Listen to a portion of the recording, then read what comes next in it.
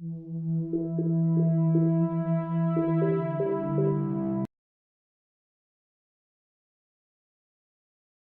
समय पहले की बात है। एक छोटे से गांव हरिनगर में बिरजू अपनी पत्नी कविता, बूढ़ी माँ और 9 साल की बेटी मुन्नी के साथ एक छोटे से घर में रहता था। उसके पिता का बचपन में ही निधन हो गया था, जिससे परिवार की सारी जिम्मेदारी बिरजू के कंधों पर आ गई थी। उसके पास एक छोटा सा खेत था, जिसमें खेती करके वो अपने परिवार का मुश्किल से गुजारा चला रहा था। एक सुबह बिरजू की माँ अचानक से बहुत बीमार हो जाती है। बिरजू के पास इलाज के लिए इतने पैसे तो थे नहीं, तो उसको अपनी जमीन मजबूरन बेचनी पड़ती है। लेकिन किस्मत का खेल तो देखो, उसकी माँ का भी देहांत हो जाता है और जो थोड़ी बहुत जमीन थी उसके बिक जाने से बिरजू की स्थिति पहले से भी दयनीय हो गई थी। उनका जीवन पूरी तरह से कठिनाइयों से भर जाता है, इसलिए वे दोनों मेहनत मजदूरी करके किसी तरह अपना जीवन निर्वाह कर रहे थे। बिरजू जमींदार के खेतों में दिन भर मेहनत करता, वही कविता सेठ हरिदास के घर में साफ सफाई का काम करती थी। अजी, सर्दी बहुत नजदीक आ चुकी है और हमारे पास सर्दियों में ओढ़ने पहनाने और खाने के लिए तो कुछ भी नहीं है। हाँ भाग्यवान, तुम सही कहती हो। हमें कुछ करना होगा, नहीं तो हड्डियां जम जाएंगी। यूँ तो हमेशा ठंडी के समय -1-2 डिग्री तापमान रहता था, लेकिन इस साल तापमान बहुत ही ज्यादा गिर गया था, जिससे ठंडी बहुत जोरों से थी, अपना कहर ढा रही थी। इस वजह से हरिनगर गांव के लोग ज्यादा ठंडी के कारण डरे हुए थे। दिन हो या रात, लोग ठंडी के कारण बहुत परेशान थे। हे भगवान, ये कैसी लीला है आपकी। देख रही हो कविता, इस साल कितनी ज्यादा ठंड पड़ रही है। इतनी कड़ाके की ठंड में काम करना भी मुश्किल हो गया है। ओह, घर के बाहर निकलते ही पैर ठंडी के मारे सुन्न पड़ने लगे हैं। अरे, इतनी ज्यादा ठंडी में तो घर से बाहर निकलने का मन ही नहीं करता। बस ऐसा लगता है आग में घुस जाऊं। ना जाने इस साल की ठंडी कैसे कटेगी जी। हाँ ठीक है कविता, अब मैं काम पर चलता हूँ, नहीं तो जमींदार गुस्सा करेगा। ठीक है जी, सर्दी में अपना ध्यान रखिएगा। हाँ ठीक है, तुम भी ध्यान रखना। हाँ बेटी, तेरे पापा भी काम पर चले गए हैं और अब मैं भी चलती हूँ। तुम अपना अच्छे से ध्यान रखना, बाहर मत निकलना, बहुत ठंड है और मैंने खाना बना कर रखा है। मुन्नी, तुम टाइम पर खाना खा लेना, ठीक है ना? मम्मा, मैं खा लूंगी, तुम टाइम पर घर आ जाना। इतना कहकर कविता वहाँ से काम के लिए निकल पड़ी। बाहर बहुत ज्यादा सर्दी थी। थोड़ी ही देर में कविता सेठ के घर पहुँच जाती है। सेठ का स्वभाव बेहद ही कठोर था। वो आग के पास खड़ा अपने नौकरों पर चिल्ला रहा था कि तभी उसकी नजर कविता पर पड़ी और वो उस पर चिल्लाते हुए बोलता है, ए कविता, तुम काम पर इतनी देर से काहे आई हो? मेरे आदमियों को देखो, सुबह 4 बजे ही काम पर आ जाते हैं। लगता है तुम काम की सही कीमत नहीं समझती हो। माफ कीजिए सेठ जी, आज ठंड इतनी ज्यादा थी कि जल्दी उठ नहीं पाई, लेकिन आप फिक्र मत करो, मैं जल्दी जल्दी सब काम निपटा दूंगी। वाह वाह वाह वाह वाह, बहाने बनाना तो तुम्हें बहुत अच्छे से आता है। बड़ी आई, चलो जाओ जाओ जाओ जाओ, काम पर लगो। आज अगर काम में कोई गड़बड़ी हुई तो तुम्हारा हिसाब कर दूंगा। तुम्हारी जगह काम करने के लिए बहुत बैठे हैं।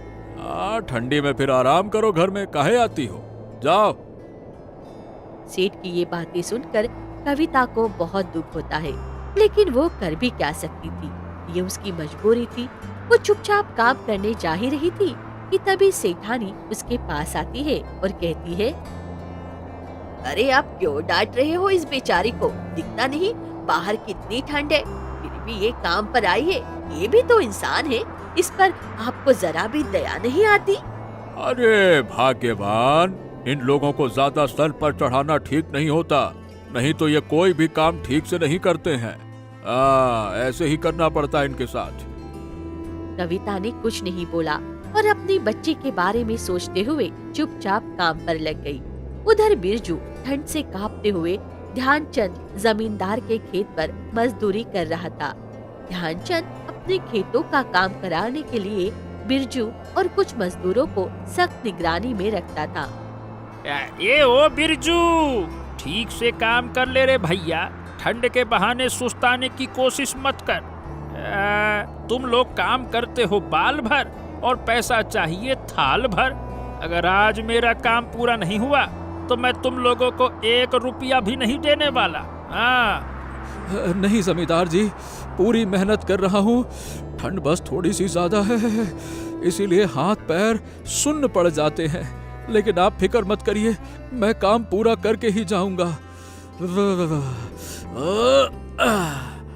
सुबह से काम करते करते बिरजू के हाथ पैर ठंड से अकड़ चुके थे और थकान उसके चेहरे पर साफ नजर आ रही थी। लेकिन उसे अपनी पत्नी और अपनी बच्ची की बहुत फिक्र थी, इसीलिए वह इतनी ठंड में भी जी तोड़कर मेहनत कर रहा था।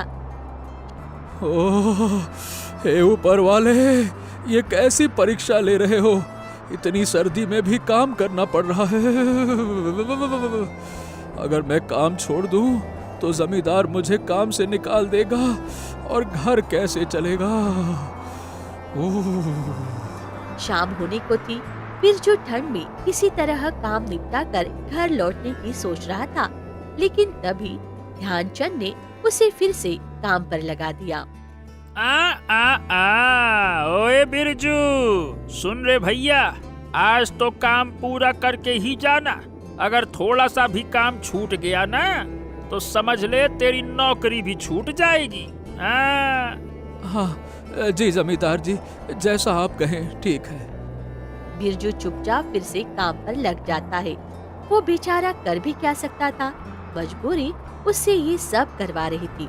और उधर हरिनगर गांव में ठंड से सभी का बुरा हाल था। गांव का चौपाल, जहां अक्सर लोग बैठकर बातें किया करते थे, अब वह सुन पड़ा था और बेचारे गरीब लोग अपने अपने घरों में दुबक चुके थे। अब तो आग ही उनका एकमात्र सहारा था। गांव के बुजुर्ग हरिया, जो अक्सर गांव वालों को इकट्ठा कर कोई न कोई उपाय बताते थे, इस बार भी चौपाल पर पहुंचा। उसके 4-5 लोगों को इकट्ठा करने के लिए कहा। अरे भाई सुनो, इस बार तो अब बड़ी भयानक ठंड लग रही है। अगर हम सब मिलकर कोई उपाय नहीं करेंगे ना तो कई लोग इसकी चपेट में आ जाएंगे। हमें भाई जंगल से और लकड़ियां लानी होंगी और हर घर में अलाव जलाने की व्यवस्था करनी होगी। क्या कहते हो? अरे दादा, इतनी ठंड में जंगल जाने तक की हिम्मत कौन करेगा? ठंड इतनी ज्यादा है कि हाथ पैर सुन्न पड़ रहे हैं और जंगल में सूखी लकड़ियां ढूंढने में भी बहुत समय लग जाएगा। बोलते नहीं बन रहा ठंड की वजह से। अरे बेटा, डरने से कुछ नहीं होने वाला। हमें एक दूसरे की मदद करनी होगी। अगर हमने ठंड के आगे हार मान ली तो गांव के कई घरों के चूल्हे हमेशा के लिए ठंडे पड़ जाएंगे। फिर से वे सब निर्णय लेते हैं कि सब लोग मिलकर जंगल से लकड़ियां लाकर सभी के घरों के आगे अलावा जलाएंगे, जिससे कि सर्दी से बचा जा सके। दिन ढल चुका था। बिरजू अपना काम खत्म करके जमींदार के पास आता है और कहता है, हाँ मालिक, मैंने सारा काम निपटा दिया है। मुझे मेरे पैसे दे दीजिए, मेरी बेटी के लिए सर्दी के कपड़े लेने हैं। अरे भैया, काम निपटा दिया, लेकिन महीना तो नहीं निपटा।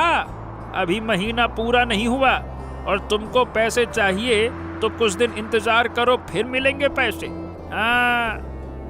जमींदार की ये बात सुनकर बेचारा बिरजू दुखी मन से घर की ओर चल पड़ता है और बिरजू को घर पहुँचते पहुँचते रात हो जाती है।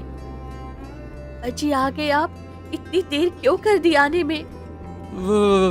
अरे भाग्यवान, वो जमींदार जी ने रोक लिया था और मैंने पैसे मांगे लेकिन उन्होंने नहीं दिए। अच्छा, कोई बात नहीं। अब सर्दी में कैसे ठिठुर रहे हो, जाइए हाथ सीख लो। फिर कविता बिरजू को मुन्नी की तबीयत के बारे में बताती है। बिरजू ने मुन्नी के चेहरे की तरफ देखा तो उसका चेहरा सर्दी और खांसी से पूरा लाल हो गया। इससे बिरजू चिंता में डूब गया। ओह, हे भगवान, सर्दी तो अब बर्दाश्त से बाहर हो गई है। आज घर में अलाव जलाने के लिए लकड़ियां भी नहीं हैं। जमींदार जी ने देर तक रोक लिया, इसीलिए लकड़ियां लेकर आने का समय नहीं मिला।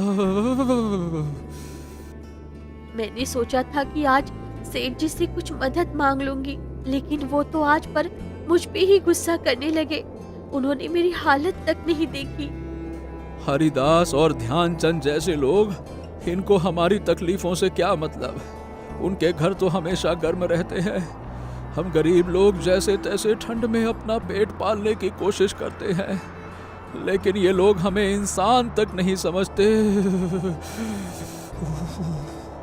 कविता और बिरजू आपस में बतिया रहे थे कि तभी अचानक से मुन्नी की तबीयत बहुत ज्यादा बिगड़ जाती है और उसका चेहरा पूरी तरह से लाल हो जाता है। हे भगवान, मेरी बेटी को अचानक से क्या हो गया? अजय देखो ना, मुन्नी कैसे कर रही है। अरे ए कविता, इसको तो बहुत तेज बुखार हो गया है।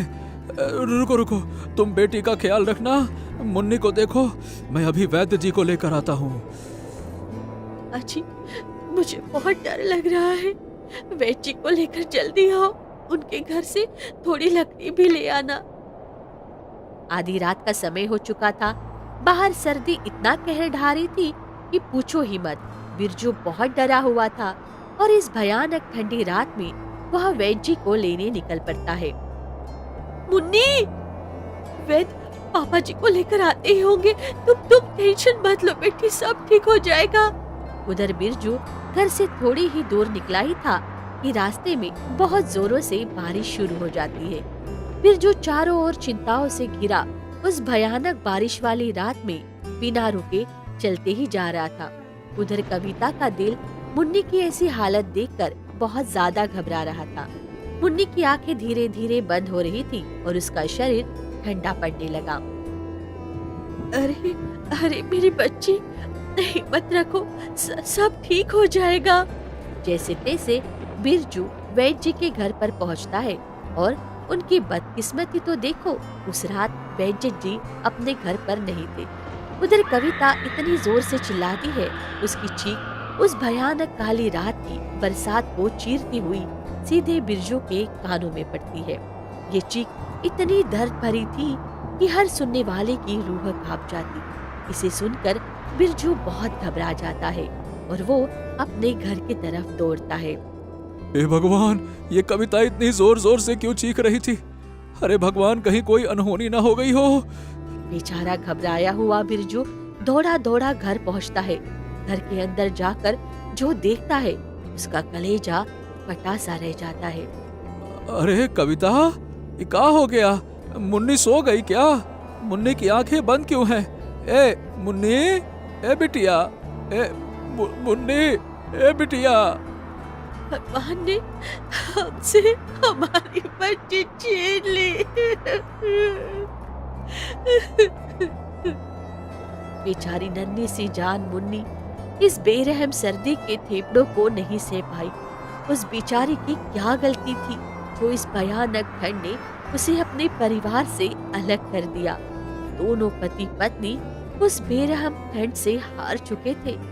उन दोनों की वो दर्द भरी चीख उस तेज बरसात को चीरती हुई पूरे हरिनगर गांव में गूंज रही थी।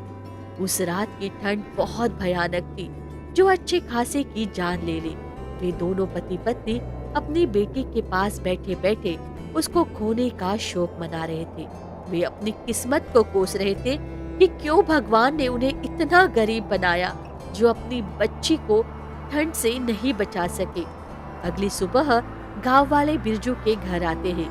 बिरजू और कविता को अपनी बेटी के साथ घर के अंदर एक दूसरे का हाथ पकड़े ठंड से जम चुकी पाया। उन्होंने चेहरे पर एक अजीब सी शांति थी, मानो उन्होंने अपनी बेटी के पास पहुंचकर सुकून पा लिया हो। हरिनगर गांव के लिए एक और त्रासदी थी। ठंड ने एक और परिवार को खत्म कर दिया था। आपको हमारी ये कहानी कैसी लगी हमें कमेंट बॉक्स में जरूर बताइएगा। हमारे चैनल को लाइक और सब्सक्राइब करना ना भूलें। धन्यवाद।